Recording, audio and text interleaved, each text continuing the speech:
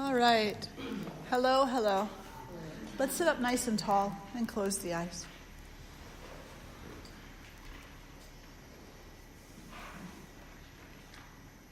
Taking a moment to breathe in and to breathe out. Recognizing that the in-breath carries with it a significant gift, the gift of aliveness. And the breath out carries with it a significant gift, the gift of expression. So breathing in and out, know that you are alive and full of expression.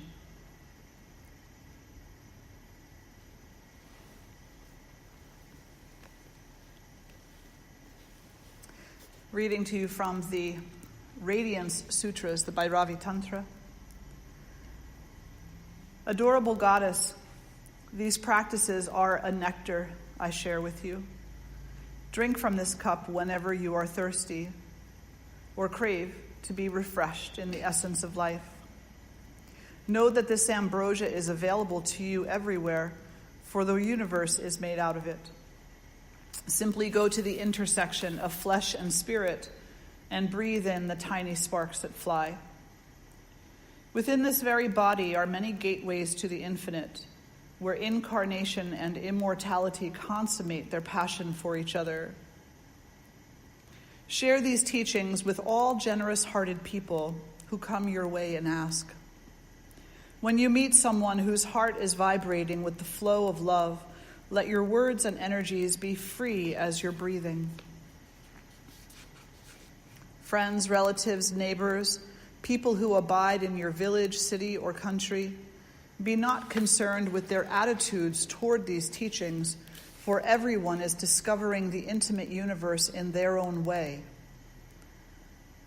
This nectar is here, within every breath, every desire, every transition, from waking to sleeping and sleeping to waking. Once you have set out on the path of intimacy with the immortal essence of life, never turn your back on it, O Shining One. Never turn away. Though every moment may be surprising, revelatory, unrecognizable, and full of wonder, continue to cherish each breath. Live in gratitude for the ambrosia we imbibe. In each turning, out-breath to in-breath, in-breath to out-breath. And the Devi replied, You whose drum is the pulse of creation, you whose dance is the motion of the worlds, you who are more intimate than my very own breath, I am suffused with satisfaction. My questions have led to fullness. You have sung to me the ways of union, of the goddess and the god, time and space, personal and impersonal, energy and form, finite and infinite. You have sung the song of being at home in the universe. Having said that, the goddess, radiant with delight, embraced the god.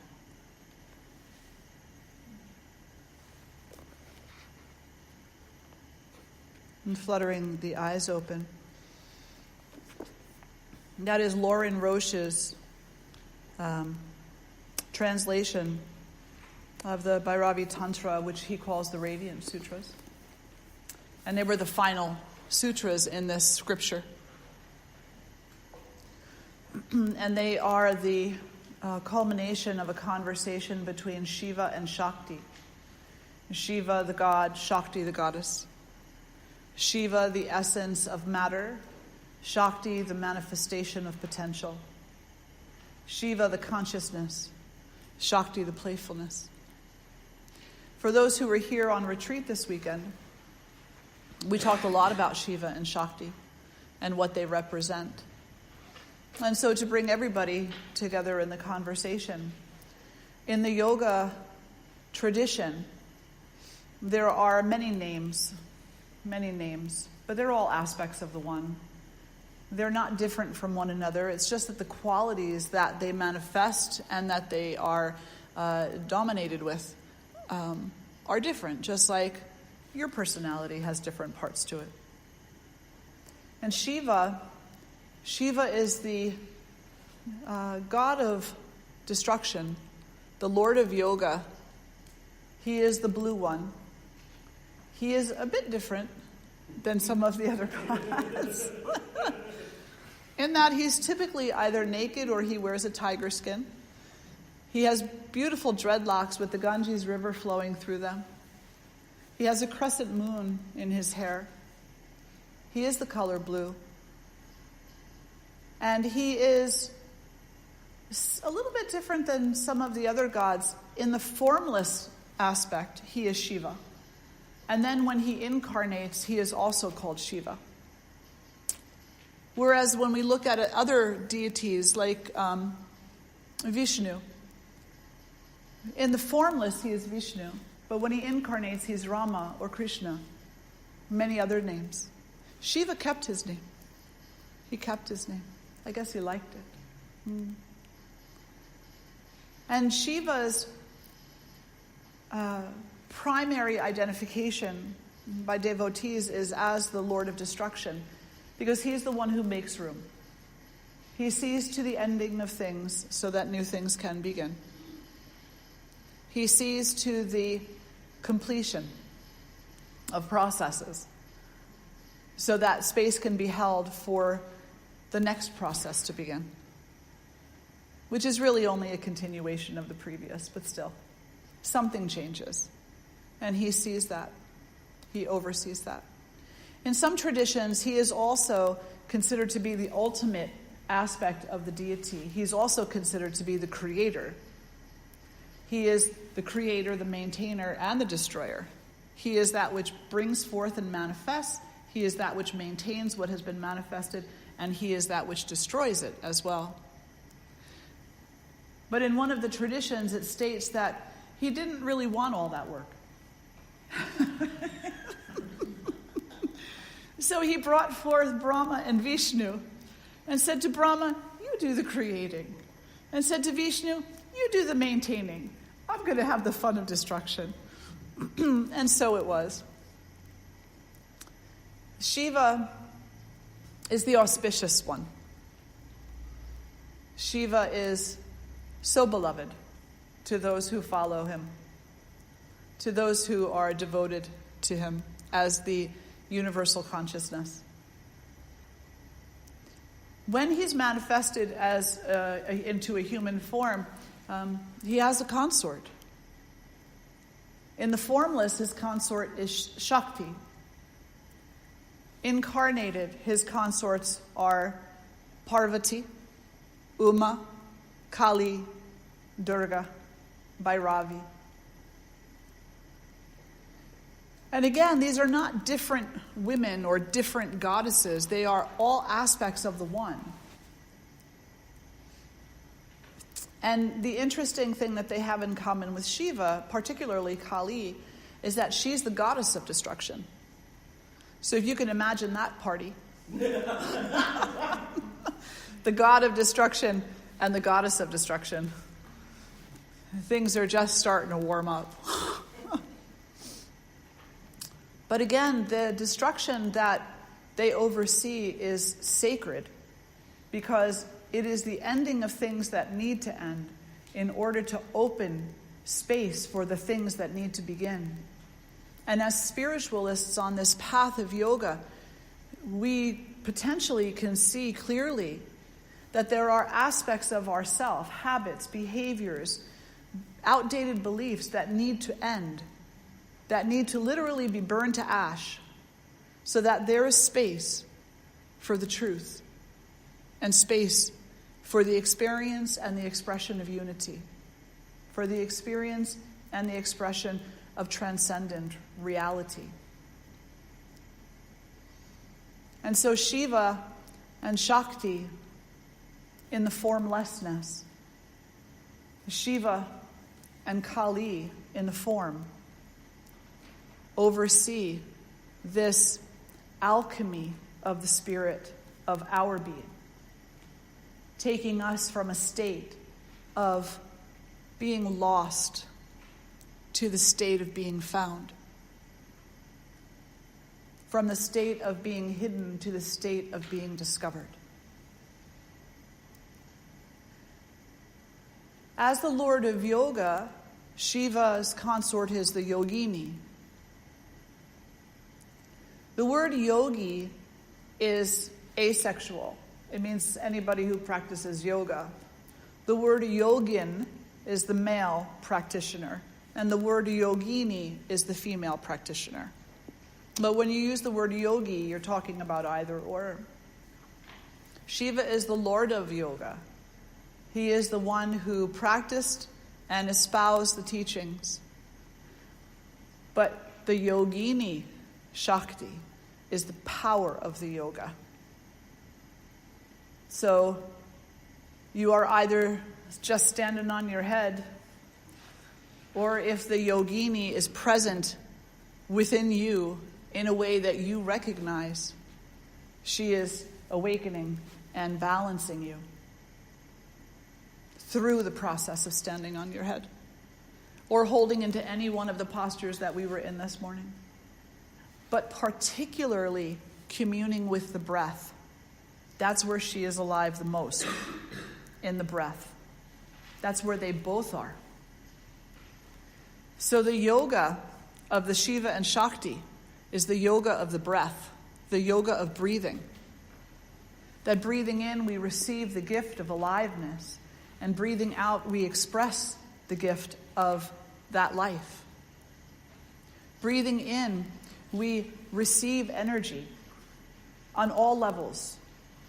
The physical, the emotional, the mental, the spiritual. And breathing out, we share that energy. It's not meant to be kept and hoarded in a little lockbox somewhere.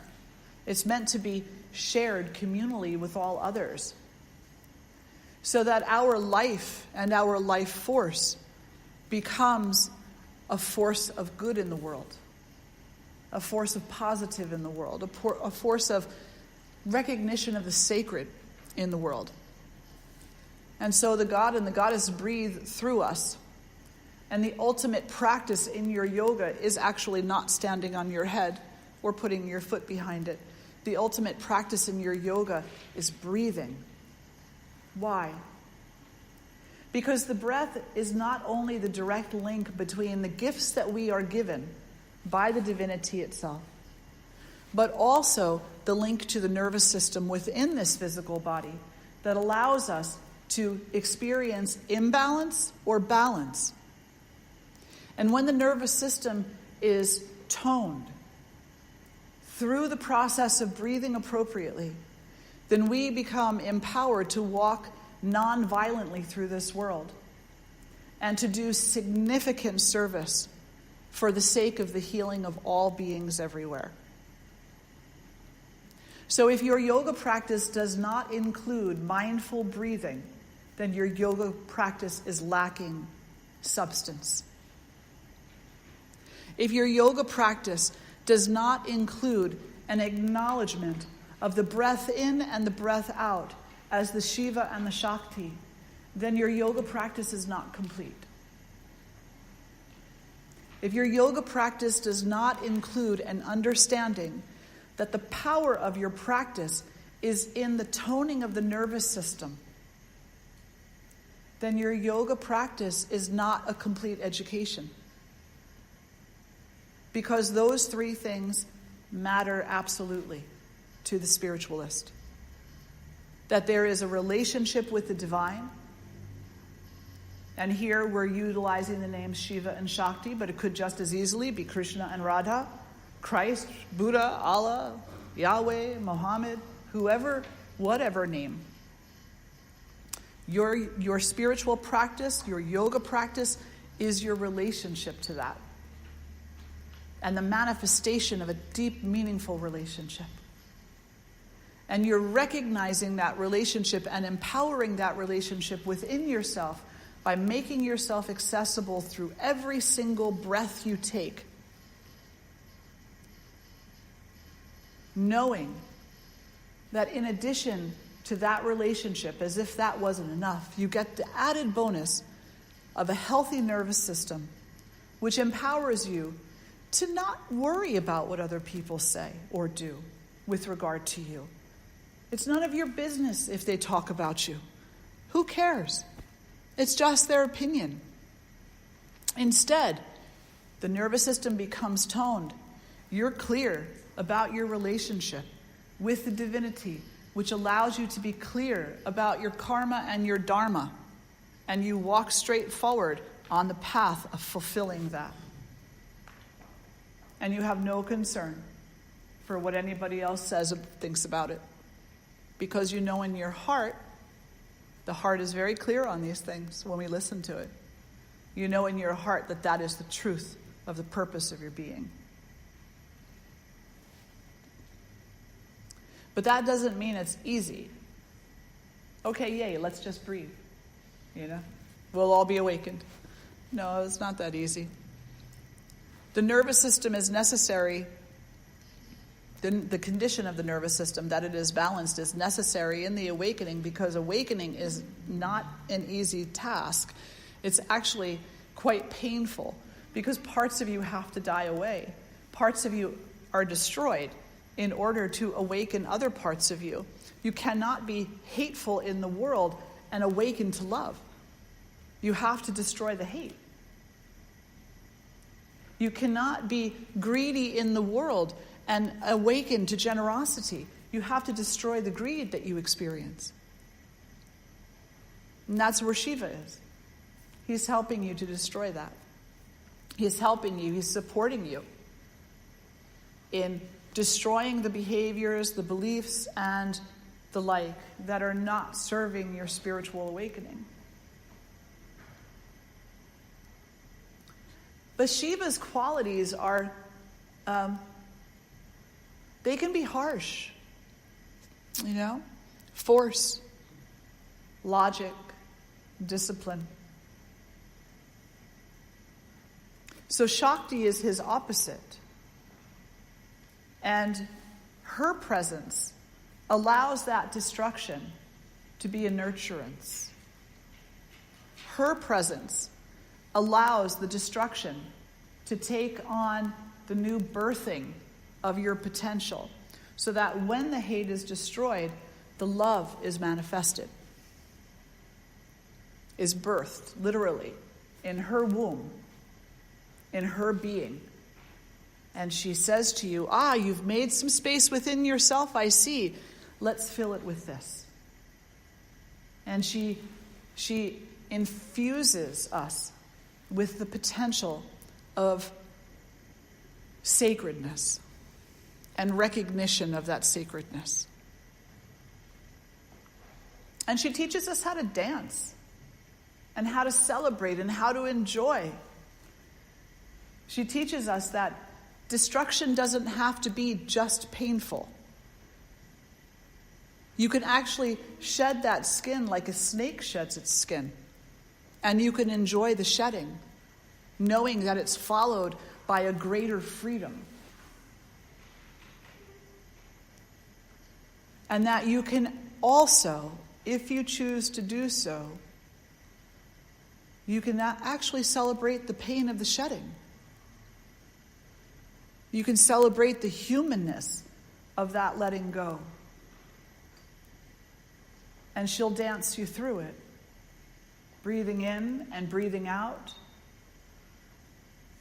A little bit of twirling. A little bit of laughter, a little bit of tears.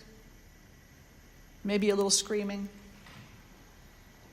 Little resistance, little allowance. She turns it into a divine play. That in the end is our awakening. So Shiva has the kind of harder qualities, not really entirely. I mean, he's full of love too, but I think he just really enjoys. He's like a kid with a hammer, Yeah. And Shakti, she sees that.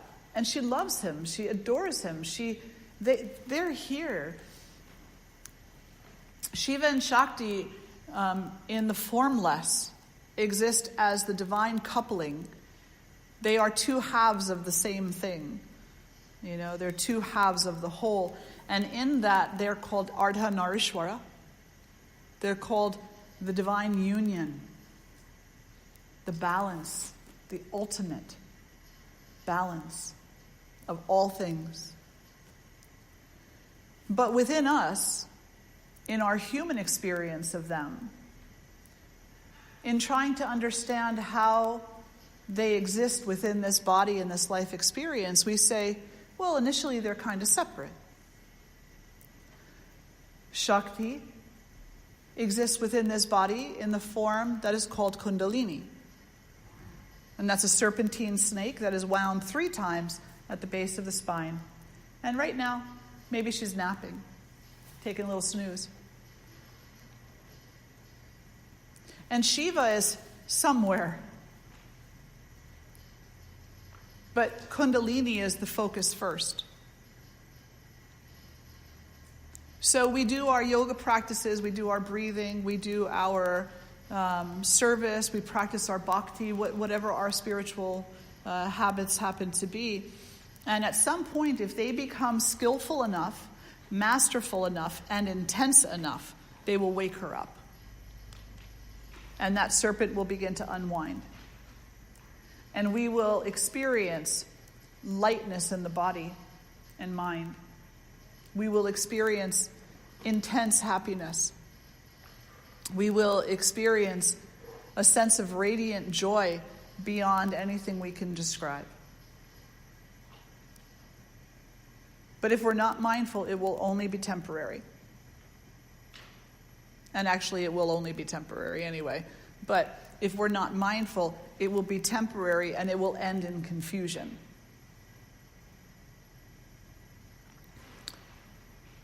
And the reason why it will only be temporary, for most, there are saints who are walking through the world permanently, but for most of us it will be temporary because we're in a human form and we are susceptible to the play of nature, what's called the Gunas of Nature, the activity, the lethargy, and the balance between the two. And as long as we're susceptible to that and to the elements of nature, we are susceptible to readopting those old beliefs that kept us in a state of misery and suffering. When that happens, we'll turn away from Shakti and we'll turn towards suffering because we will, with our ignorance, believe it to be the truth. So this Shakti, in the form of Kundalini goddess, is at the base of the spine, and she's coiled 3 times in the form of a serpent.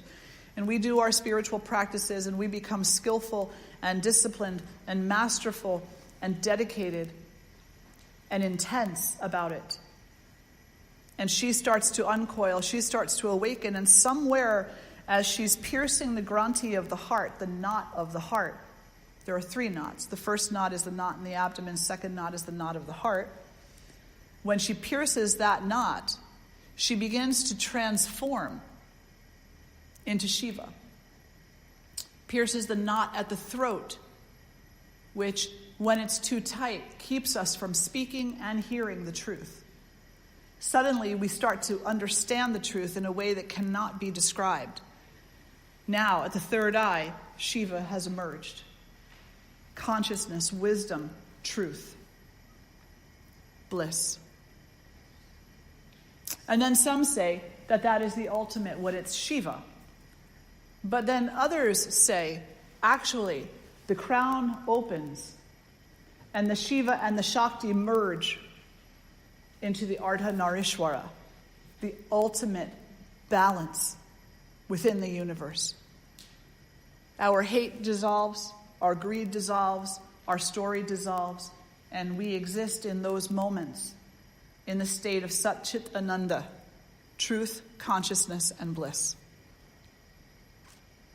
And that is the goal of the yogi, to experience the state of Sat Chit Ananda, truth, consciousness, and bliss.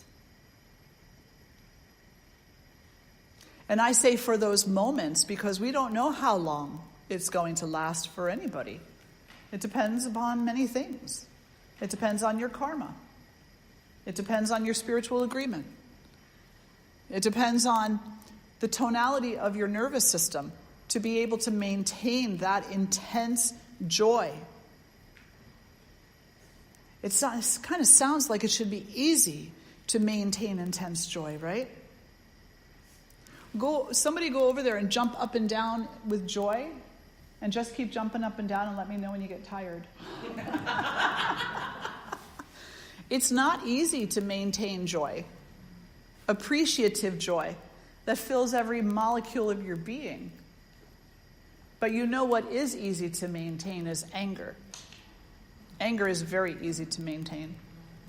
Hate is very easy to maintain. It requires nothing of you, which is why people do have a tendency to prefer it over love without even knowing that's what they're doing, because it doesn't require any effort on your part.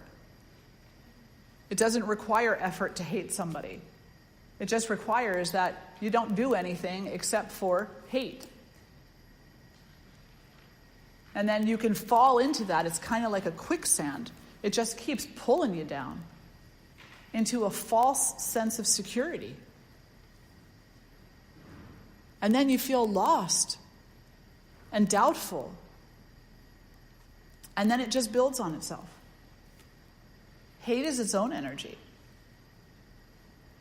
Love requires that we work. Love requires that of us. It is no easy path. It requires that we look, listen, pay attention, practice, release, let go, have faith, go deeper, adapt, adjust, accommodate,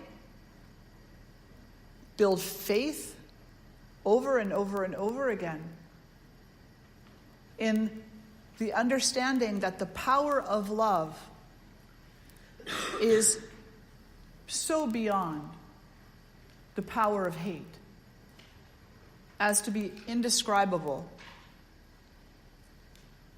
And that love is actually what we really are.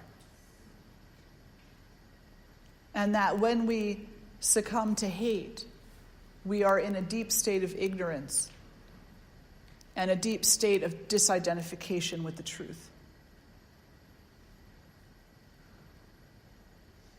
So some people may not be compelled to see the divine as Shiva and Shakti. It doesn't really matter what you call the divine name is a divine name. The question is, do you want a relationship with that, whatever you call it? Is your heart longing for a relationship with that? And for every single person, in all honesty, the answer is yes. Even if you don't know it yet. The answer is yes. Because the question is, do you want to be happy? Yes. Do you want to know love? Yes. Do you want to feel connected to something? Yes. Oh, but I'd just be happy feeling connected to my bridge club every Wednesday night. Well, that's a start. But eventually that will become dissatisfying too, because that's a little tiny connection. It's like a grain of sand on a beach of connection. And once you have that connection, then you're going to seek another connection and another connection. And it's going to be connect the dots until you get the big picture. But initially it may come forward as a connection to your children, or a connection to your spouse, or to your friends, or to your community. Because that's all the mind is ready for, and that's all the nervous system is ready for. And then we see God as a convenience. We go to church on Sunday. Maybe we pray once a day. But eventually, if you follow it through to its logical end and its creative end, eventually that relationship with the divinity, with the Father, with the Mother, with however you choose to see that, becomes your life experience 24/7. It's all there is. And in having that relationship, you become connected to all things everywhere. And that is the dance of Shiva and Shakti. It is the dance of the ultimate union of all things everywhere.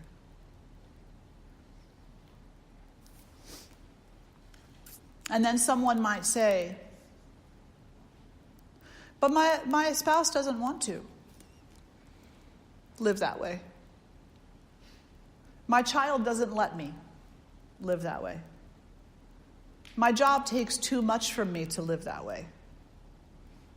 Life is too hard to live that way.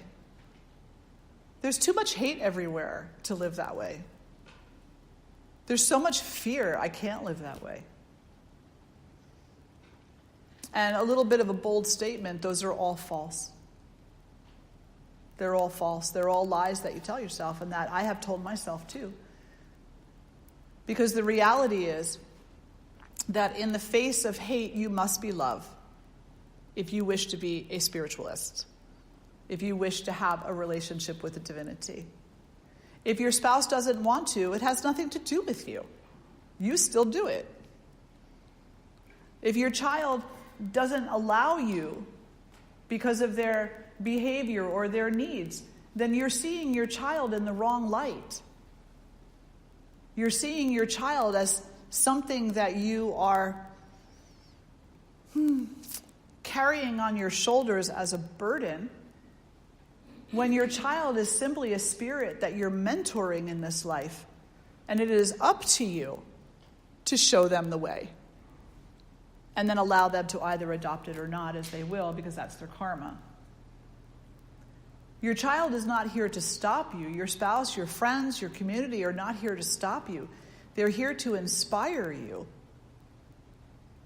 Even through their own acts of violence, their own acts of disregard and resistance, greed and anger.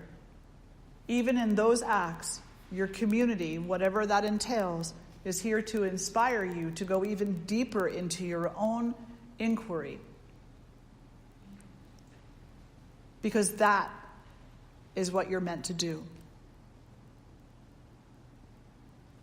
And by you being brave enough and courageous enough to take the necessary steps to prepare yourself for that ultimate relationship, that experience of oneness, then inherently that courageousness and that bravery are going to be inspiring to others to do the same.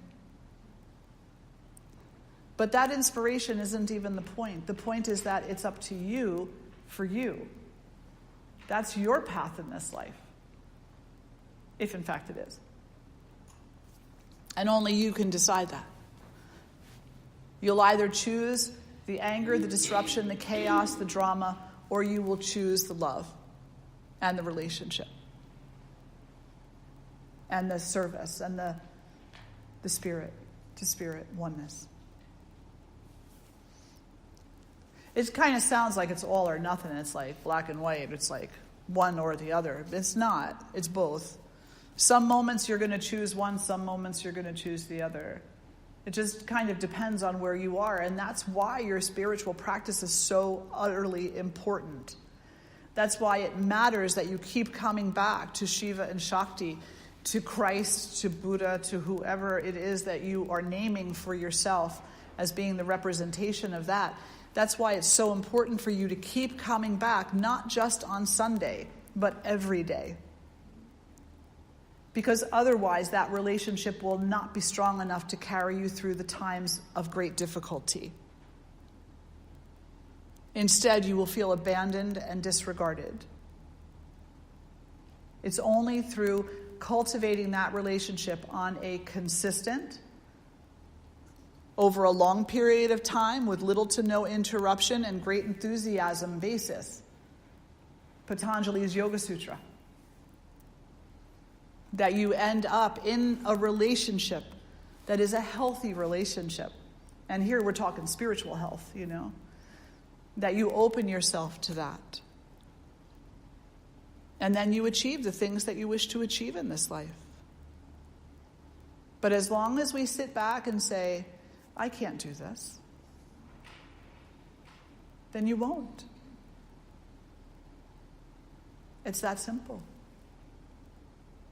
As long as you sit back and are willing to say to yourself, I can't do this. I don't belong doing this. I'm not strong enough. Then you won't be. But the opposite is also true. That if you just give yourself the opportunity to say, I am doing this. In every moment I am doing this. And I am strong enough to do this. It ain't easy. Sometimes it sucks.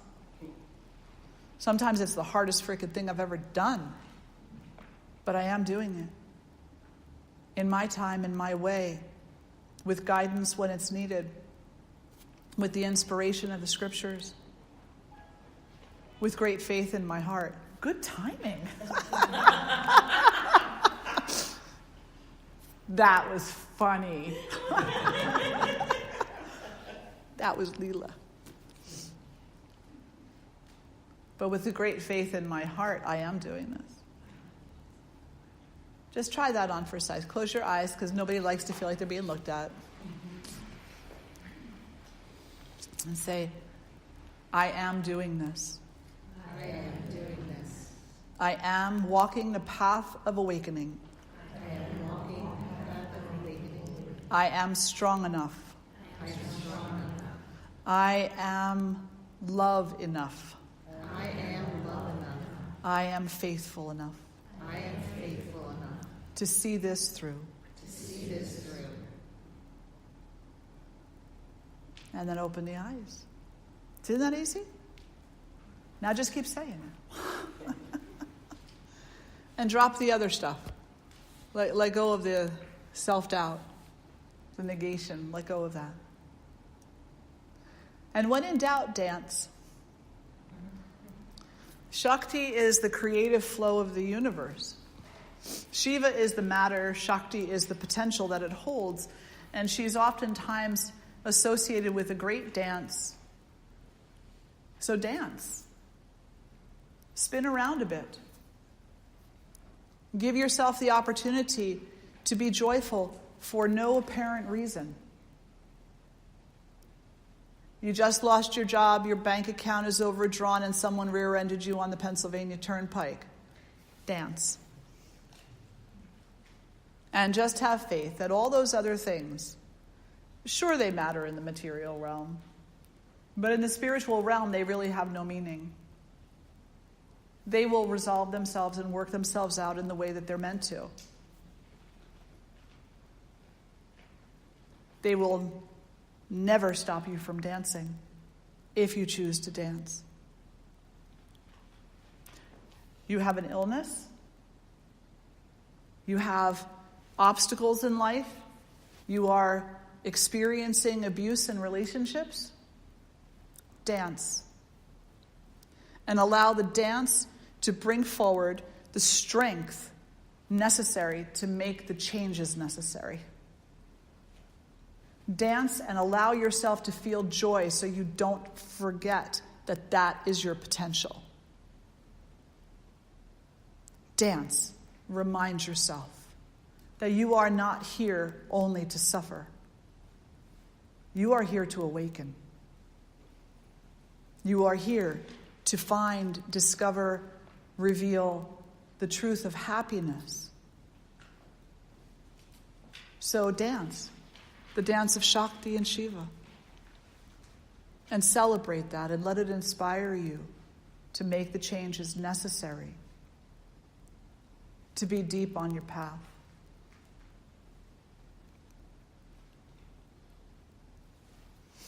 Questions? Comments?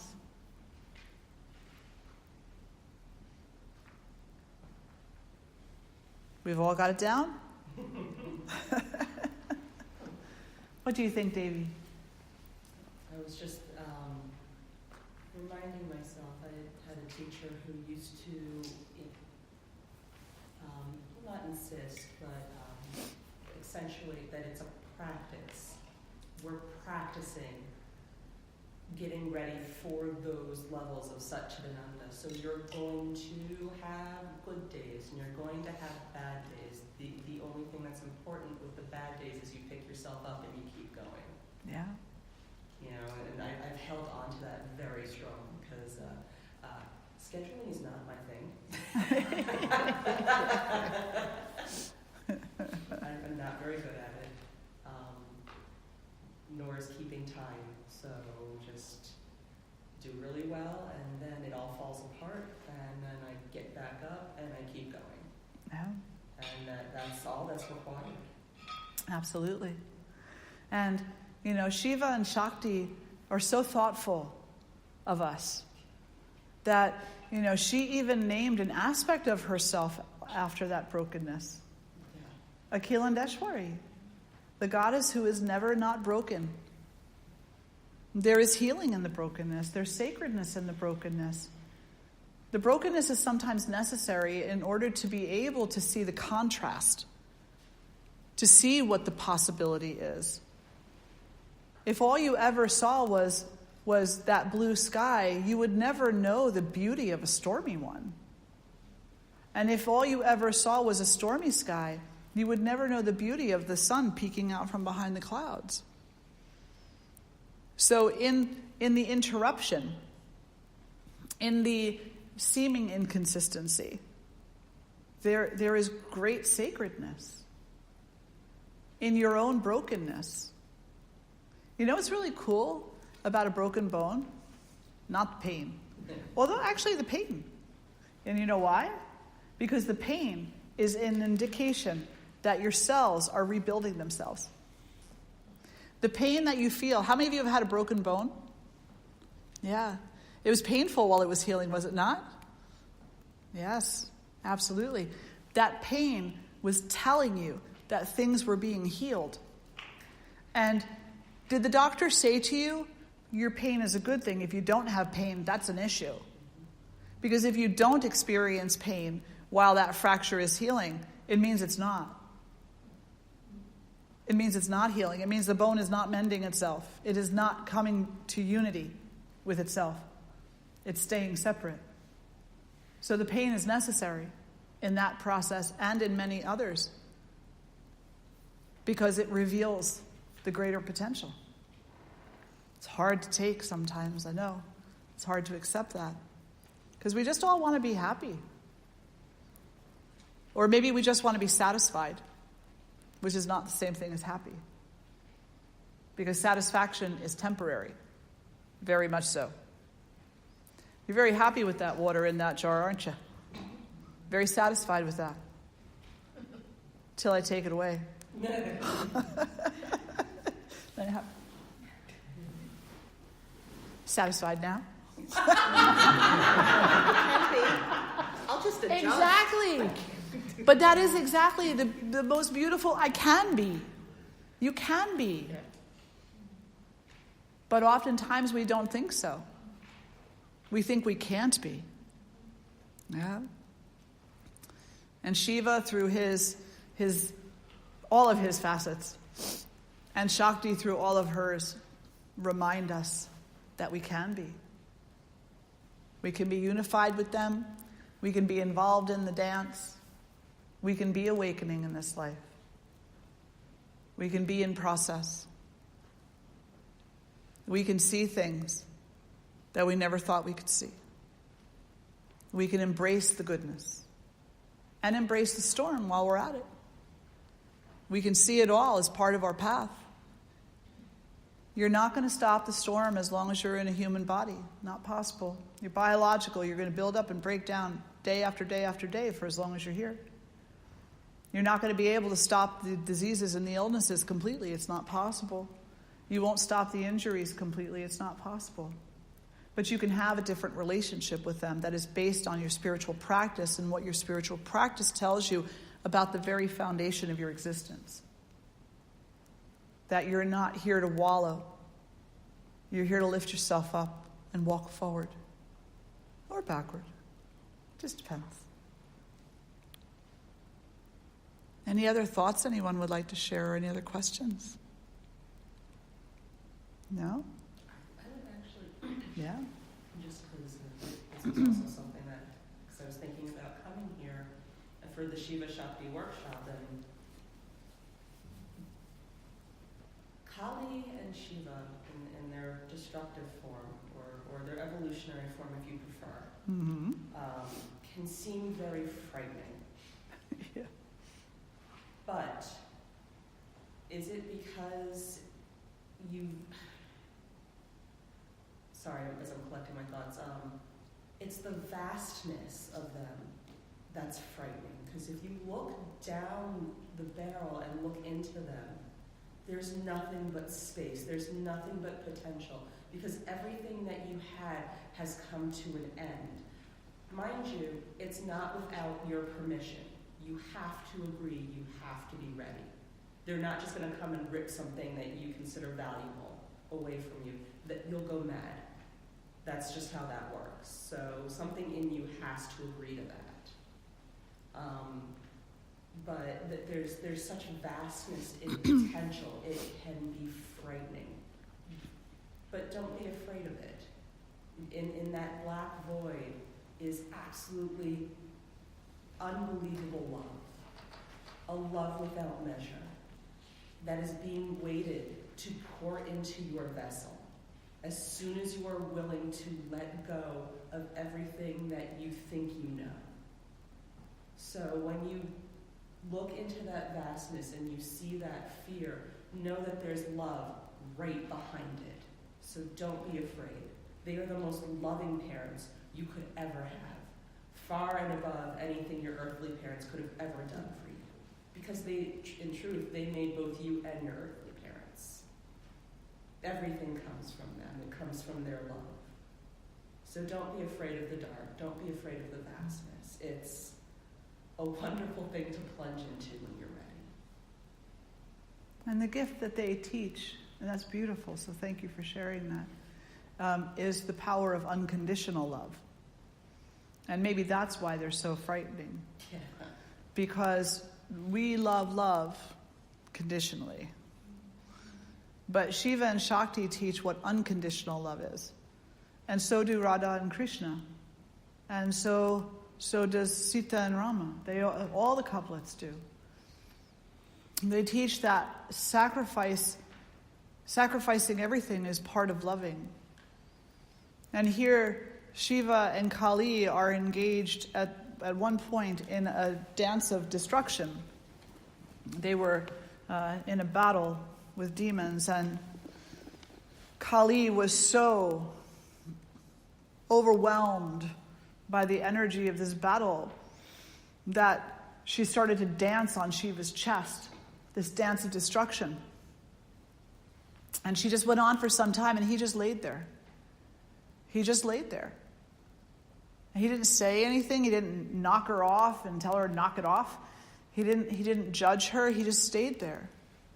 And in one moment, she looked down and realized that it was him, her beloved, that she was dancing on. And she stopped.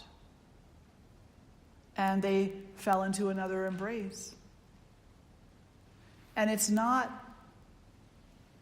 to say that unconditional love is unconditional. And he loved her so much that he was willing to wait, to allow her to realign herself with her true nature, that he was willing to endure. Are we willing to endure for the sake of unconditional love? I'm not talking about the kind of love that has sex associated with it. I'm not talking about the human love of necessarily a husband and a wife for the sake of being a husband and a wife. Those are words. I'm talking about love. What would you sacrifice for love? Sati sacrificed her life. She went up in flames. So did Sita, as a matter of fact. Some people say, well, those are outdated cultural practices where the woman throws herself on the fire when the husband dies. No, that's not what we're talking about here. Sati set herself on fire through her yogic practice. That's not the Exactly. same thing. It's not, but people will suggest it is, which is irritating. But she is Shakti. So she didn't set herself on fire for the sake of some small love. No. What she said was, when I am no longer needed here, I'll go back where I belong. And so she was here, she did what she came to do, she loved fully, she made the sacrifice, and then she returned home. Sati returned home because her father disregarded her, her earthly father disregarded the truth of her potency as Shakti. He denied her when he denied Shiva and did not invite them to the great Shivaratri. And so she said, you're just not ready for me yet. This earth is not ready. And she went back. But she didn't go back out of hate or disappointment. She went back out of love. Because you can't force the thing either. You can't force the unconditional love. It has to manifest itself through your spiritual practice, but also naturally. We become compelled to love, and we become brave enough to follow through with the love, rather than afraid that maybe it's too strong, maybe it'll be misunderstood, maybe it won't be returned. Unconditional love is unconditional. And the greatest way that we can commit to unconditional love, perhaps, as we're walking through this world that's present in our lives right now, is through great acts of kindness to other people, knowing that people are so afraid right now. They are so fearful right now. They're fearful of the unknown. They're fearful of government. They're fearful of politics. They're fearful of military. They're fearful of bombs. They're fearful of having their livelihood stripped away from them by the powers that be. That maybe one of the greatest things that you can do is just be unconditionally kind. Don't open a door and expect a thank you. Just open the damn door. Don't look at somebody and say, I'll lend you an ear, and then tell them everything that's wrong with what they just said. Just lend them the ear. Don't give them a shoulder to cry on and then tell them they shouldn't be crying because they're okay. Just let them cry. Give them your shoulder, maybe a tissue. Accept people for where they are. And know that we're all equally deranged. We are. Yeah. It's so many levels, and there are so many levels to the onion. There really are. For the retreat weekenders,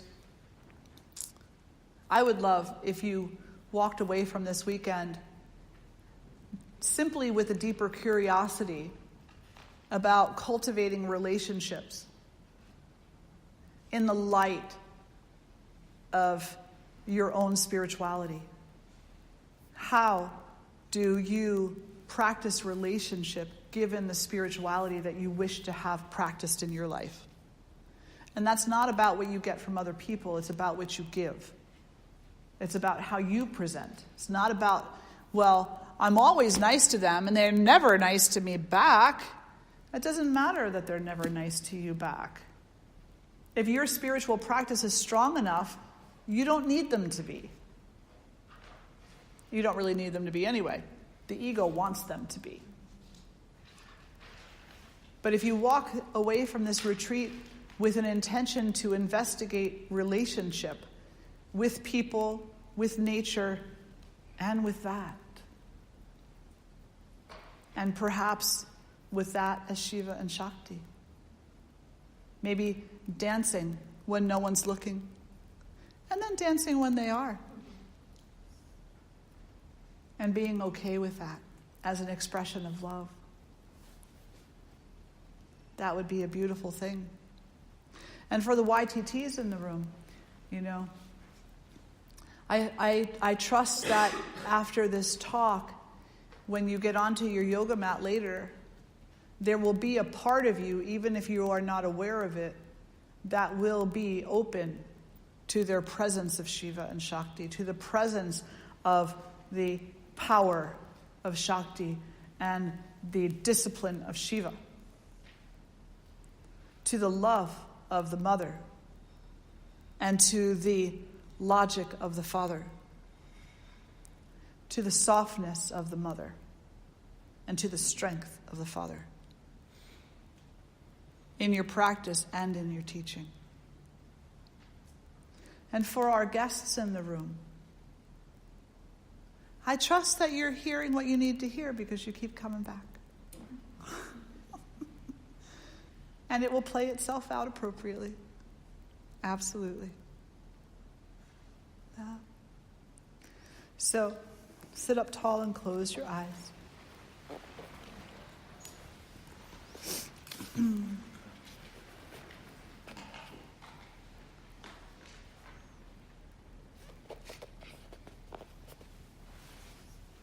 The Deva, Shiva,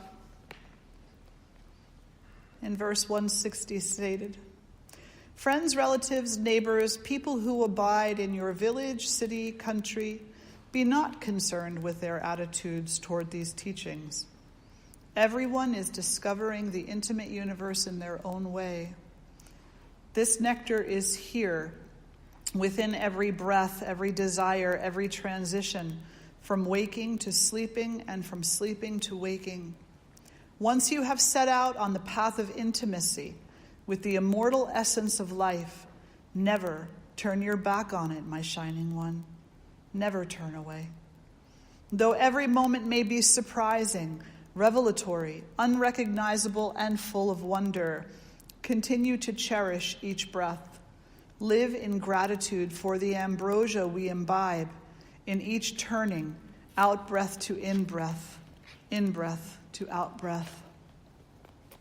The Devi Shakti replied, "You, whose drum is the pulse of creation, you, whose dance is the motion of all worlds, you, who are more intimate than my own breath, I am suffused with satisfaction.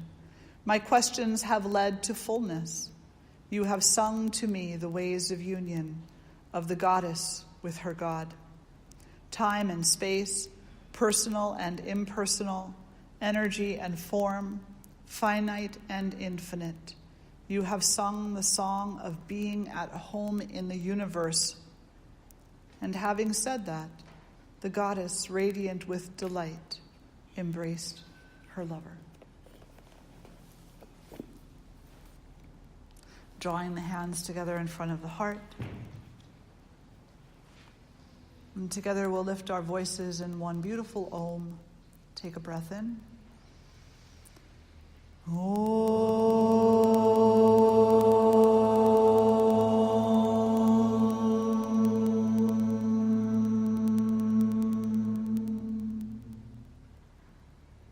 Om Shiva, Om Shakti.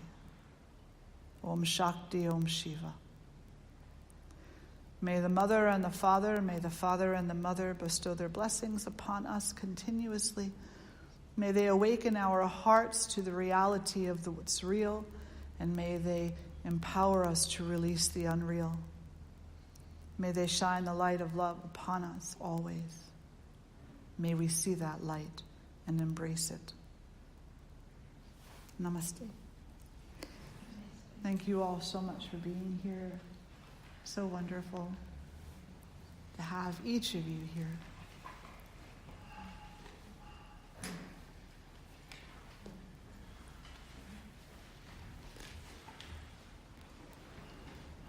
Enjoy your lunch. YTTs, I will see you in here at 1 o'clock.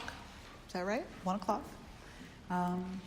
And yoga retreat weekenders.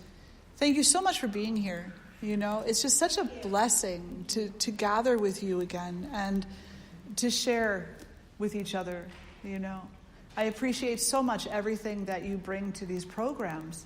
And I hope that you come back for the next one, which is the chakra which is in May. I think it's the 10th to the 12th, if I'm not mistaken. And there are 3 more this year after that, I believe. And then the following year, we're actually going to be doing quite a few. We're going to be doing a spiritual series, like several of them. And so I'm sure that there'll be something there that will uplift and support. So I look forward to seeing you all again very soon. Please reach out to me if you have any questions or need to, and give me a day or two, and I will send the names of those books and the mantras over to you via email. Yeah, absolutely. And the three members who were asking for ash, I have for you. Oh, wonderful. Very nice. Very nice.